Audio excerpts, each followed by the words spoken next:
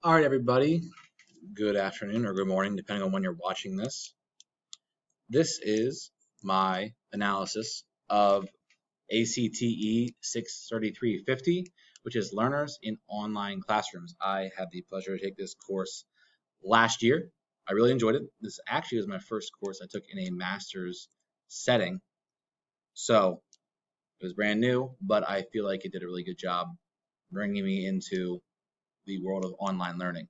And so I chose to use this for my analysis. The standard at which I'm going to look at this is the standards of quality online courses. Those standards are course overview and support, content, instructional design, accessibility and usability, learner assessment, technology, and course evaluation. I'm also going to look at this through credibility and clarity standpoints as outlined through the distance learning playbook. So to start out with the standards, course overview and support. A couple things I wrote down about that. The syllabus. We go to content. We will find, as soon as it loads, table of contents, and included in there is the syllabus. Okay?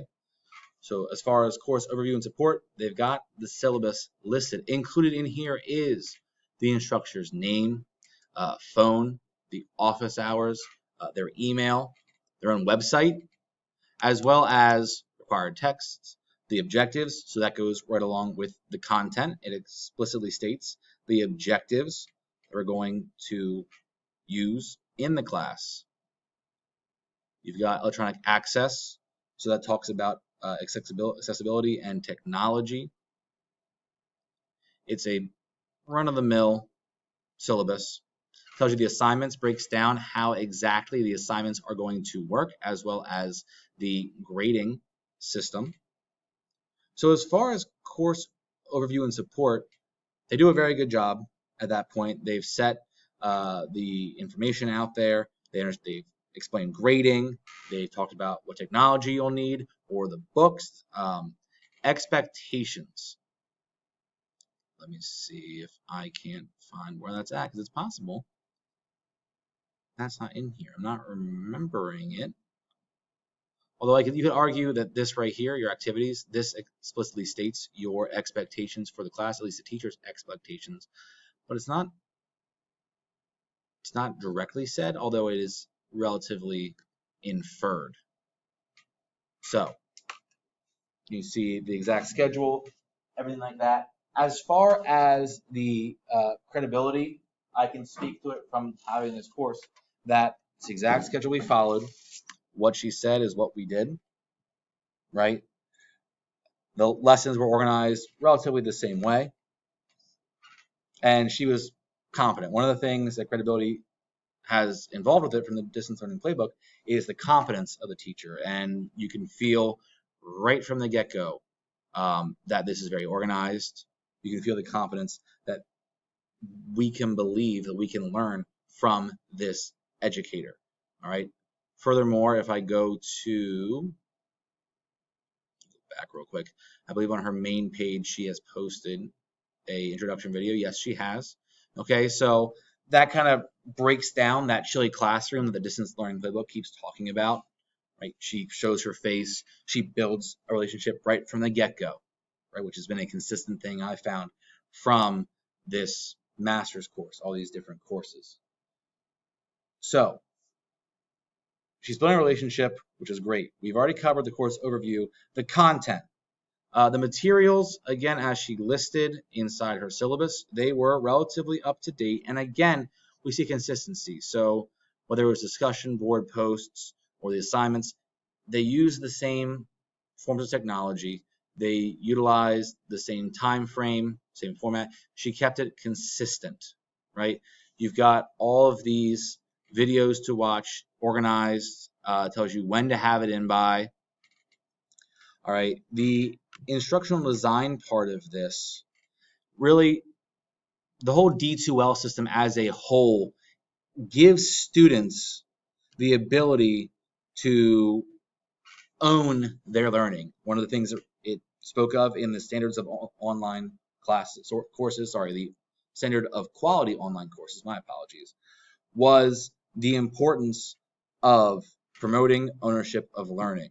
And the D2L system shows you exactly what you've looked at, what you need to look at, right? I know Dr.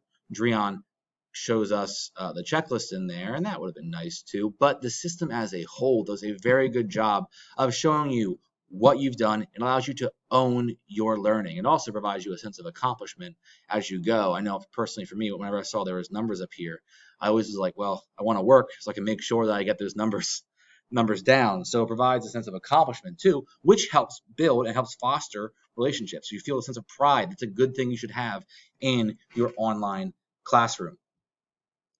So as far as accessibility and usability, the system's logical, right? Especially in an online medium. I'm not sure how else you'd be able to organize this, right? The D2L system by itself allows you to have things organized, right? Content right there.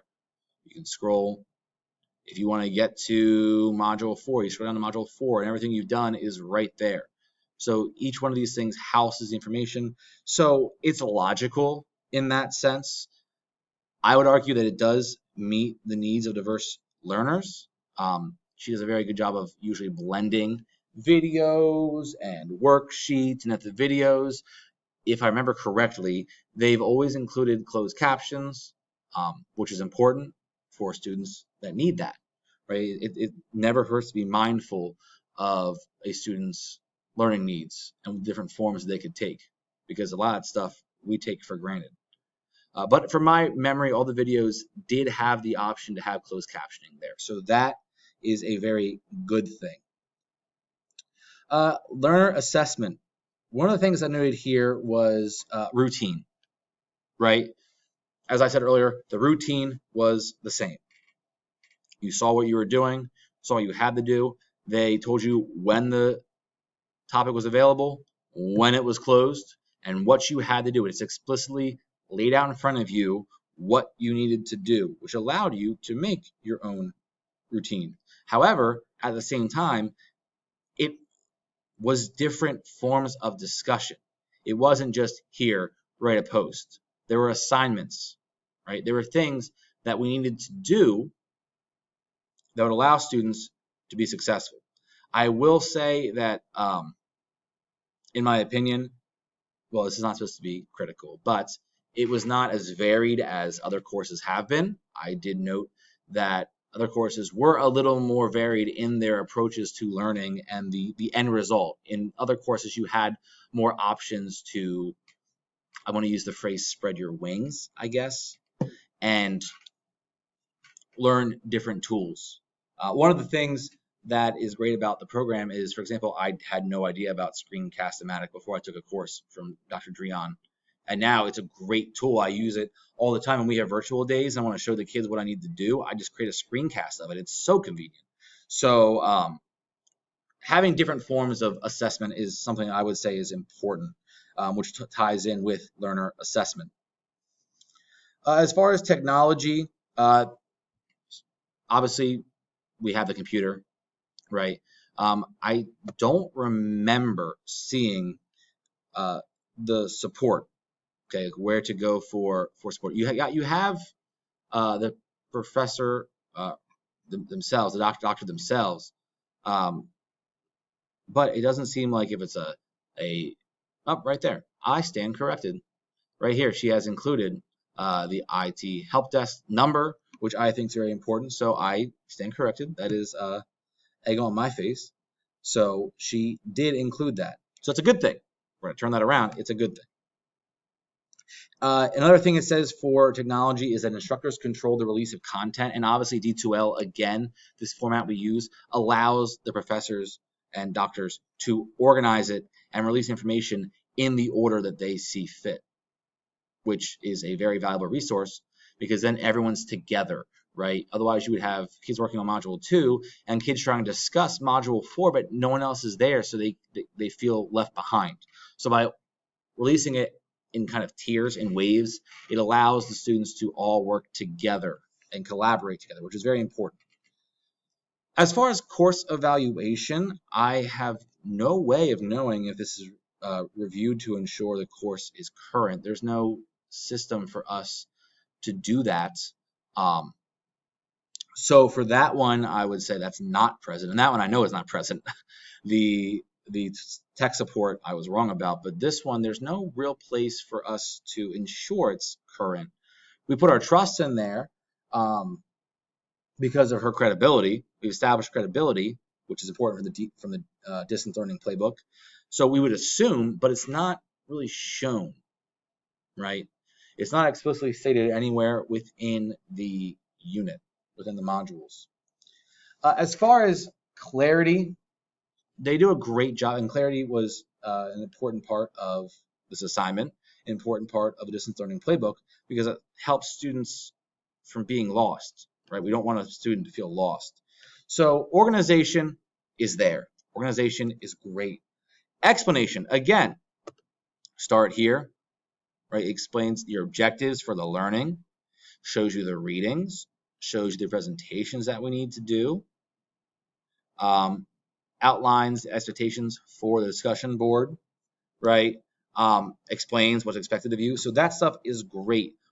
What I would have liked was examples. I did not see examples or guided practice. Again, the assessments were all kind of similar in that sense. So not much varied there, as I mentioned before, when it comes to learner assessment. But for clarity, as outlined by the distance learning playbook, some things I wrote down is it needs organization, explanation, examples, and guided practice, which the only thing I've seen missing is the examples and guided practice. But overall, I would say that this course is set up in a way for students to succeed. It's organized. Students can work at the same pace.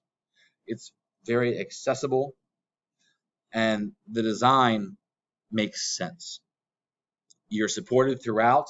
You feel that sense that your professor or doctor knows what they're doing, which lends itself to credibility. And clarity, with the exception of that guided practice and examples, is great in my opinion. So that is my analysis of this course. Again, looking at it from the lens of the standards of quality online courses, with again a focus on credibility and clarity. So thank you for watching this video. I look forward to talking to you guys in the discussions.